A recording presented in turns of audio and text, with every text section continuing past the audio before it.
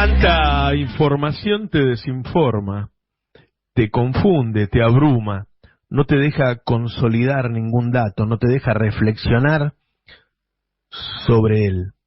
El hecho de que Clarín haya publicado una noticia que desmiente todo lo que dijo durante 2015 sobre Aníbal Fernández, al que acusó de un triple homicidio y de ser narcotraficante, y con el que consiguió el triunfo en la provincia de Buenos Aires, que catapultó entonces no solo a Vidal, sino a Macri en la presidencia, para generar la transferencia de recursos más rápida y más profunda que hemos visto desde la vuelta a la democracia, es difícil de entender en toda su dimensión.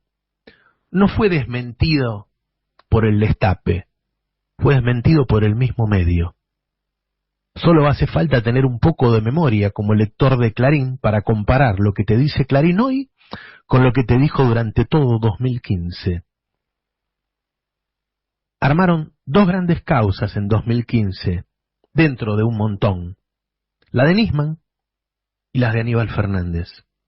Con esas dos ganaron la elección. ¿De qué otra manera podías ganarle a un gobierno que llegó al 2015 con el máximo nivel de consumo de la historia nacional, con una industria que había duplicado su tamaño y una cosecha agropecuaria que había duplicado su tamaño, con la mejor temporada de turismo de toda la historia en esas vacaciones de invierno, con un pueblo feliz que de ninguna manera podía votar otra cosa? Pero claro, nuestro pueblo trabajador, honesto, ¿cómo votar a un ladrón?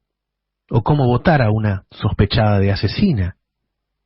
Va contra la moral del pueblo trabajador, ese voto. Y lo lograron con una mentira que fue repetida por prácticamente todo el periodismo nacional, porque tenemos que tomar dimensión de que no son cuatro loquitos, de que no es Mañeto, que la anomalía son los periodistas que no forman parte de eso, que lo normal, que la normalidad en la Argentina es la mentira constante dentro de un aparato de persecución política.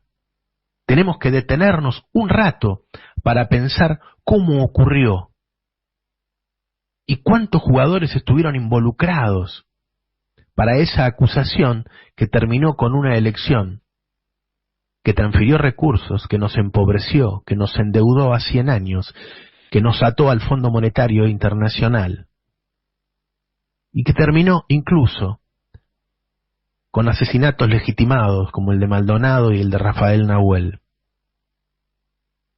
Escuchemos algunas voces de esos tiempos, por ejemplo, a Lanata. De acuerdo al relato de Martín Lanata, fue Máximo, el agente de inteligencia puesto por Aníbal Fernández, quien empezó a coordinar la entrada al negocio de la efedrina, aprovechando los contactos que ya tenía Sebastián Forza.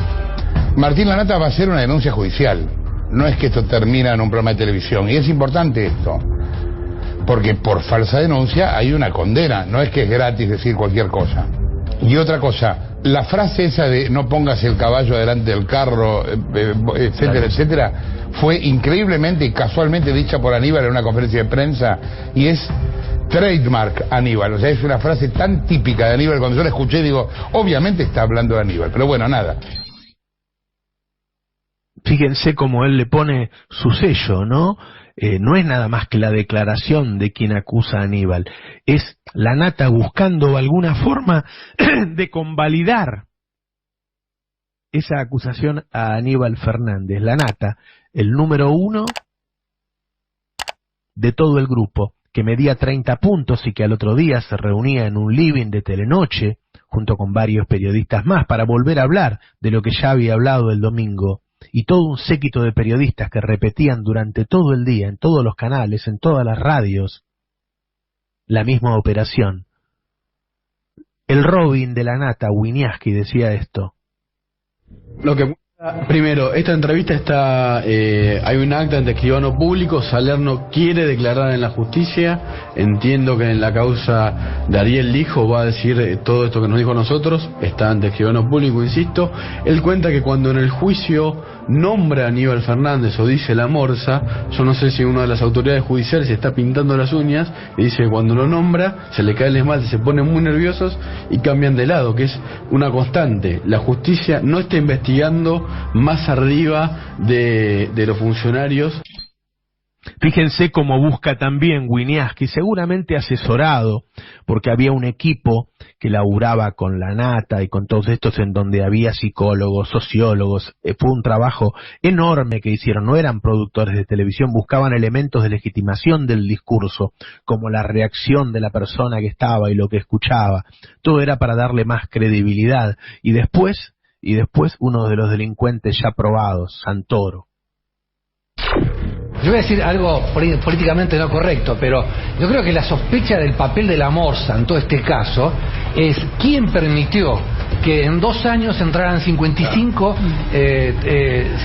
toneladas de efedrina a la Argentina. Entonces, acá hubo un funcionario político que les dio, a cambio de un peaje, de un soborno, les dio facilidades en el puerto, en la aduana, en el transporte, en el RENAR, en la policía bonaerense. Digamos, una cosa es ser traficante de drogas o de efedrina, y otra cosa es dejar correr todo. El político que dejó correr todo. Yo, por ahora, yo no sé, Graciela, qué información tiene, yo me inclino por la hipótesis que Aníbal Fernández tuvo en esa estructura política que permitió que durante tantos años se pudiera hacer este negocio de importar efedrinas de China y reexportarla a México para hacer drogas sintéticas. Yo te puedo pasar audios de 200 periodistas distintos y de cada uno te puedo pasar 200 audios. Durante todo el 2015 no había programa de televisión ni de radio que no acusara todos los días de un delito distinto a los miembros del gobierno de Cristina Fernández. Pero es interesante detenerse en los grises, que son los que legitiman, los que convalidan, los que con un matiz buscan el mismo objetivo.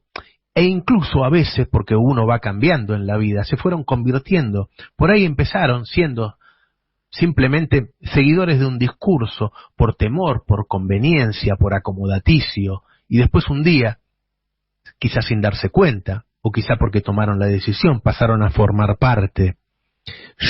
Hay muchos audios de ese año de Ernesto Tenenbaum, pero escuchen cuando se lo increpaba para que dijera algo, para que se definiera sobre el tema de Aníbal Fernández. Por lo menos la mitad de las cosas que han hecho se han demostrado que eran mentiras. Por ejemplo, lo que hizo perder las elecciones a Aníbal Fernández y por ende al kirchnerismo, toda la operación de la efedrina, fue falsa, y vos lo sabés. ¿Vos considerás que Aníbal Fernández es un asesino también, como decían? Que no, lo instalaron, bueno, digas, es algo muy delicado. Gustavo, lo instalaron como un asesino, y la gente no lo votó porque creyó que era un asesino, y no es un asesino. ¿Me permitís? Son cosas muy determinantes. Gustavo, mira, a mí me sorprende mucho que personas nobles como vos hayan apoyado a Aníbal Fernández cuando cada vez que la policía en los últimos años... Pero yo no creo que sea un asesino, yo creo que fue un funcionario como cualquier otro. Cada vez que tendrá sus cosas, no sé si el que más me gusta o el que menos me gusta, pero no coincido en que cada vez que ¿Vos crees que fue un asesino? No, yo la verdad que no jamás afirmaría una cosa así. Que lo diga, que también fue falsa la información y que eso quitó muchos votos. De repente lo que es bueno que yo diga o no diga, déjame decirlo a mí. Lo que yo te quiero decir, y de repente lo dije en su momento y vos no lo sabés, lo que te quiero decir... Puedo decirlo ahora también, si querés. Bueno, veo. Esos son los jugadores que convalidaban, como María O'Donnell, por ejemplo. El escándalo del momento, que tiene que ver con las declaraciones de uno de los condenados del triple crimen. De repente este triple crimen que había quedado olvidado en la historia, que tenía que ver, ¿se acuerdan?, con la comercialización de efedrina, que es esa droga que se utiliza para como precursora de drogas que se venden sintéticas. Bueno, alrededor de todo esto había ya toda una sospecha sobre el Cedronar, la Cedronar, porque al ser un precursor químico había que registrarse. Ahora uno de los condenados vinculó a Aníbal Fernández, como ustedes ya saben, no directamente con el comercio de la efedrina, sino con una situación de brindar protección bajo determinadas circunstancias.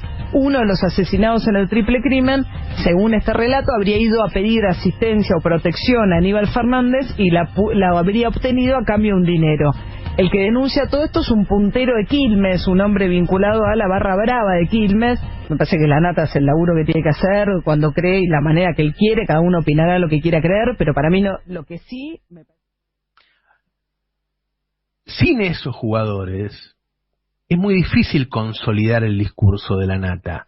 La nata necesita de esos jugadores que se supone que son independientes, que una vez opinan una cosa y otras veces opinan otra.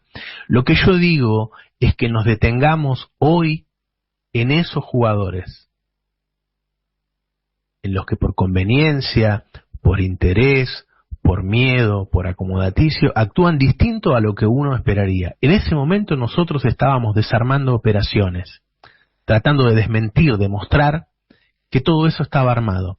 Y otros jugadores estaban contándolo, narrándolo, quizás sí, quizás no. Ese era el discurso de convalidación. Bueno, hoy eso está vigente. Hoy eso que podemos ver que ocurrió y que cualquiera que sea incluso macrista puede leer el Clarín de hoy y leer el Clarín de 2015 y darse cuenta de que fue engañado. Yo sé que debe ser feo saber que fuiste engañado. Todos somos engañados de una u otra manera en la vida. Bueno, eso está ocurriendo hoy. Y sobre eso quisiera llamar la atención yo, como lo hice recién en el pase.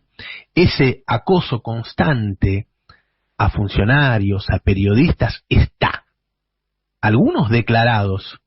El funcionario no tiene duda que la nata es su enemigo. Otros no tan declarados. Algunos funcionarios sabemos cómo responden, otros no sabemos cómo responden, porque nunca estuvieron recibiendo semejante nivel de fuego. Nunca estuvo amenazada su honorabilidad y hasta su libertad, y la de su familia, y la tranquilidad de su familia, y su trabajo, y sus bienes. Todo lo que estuvo en juego durante todos estos años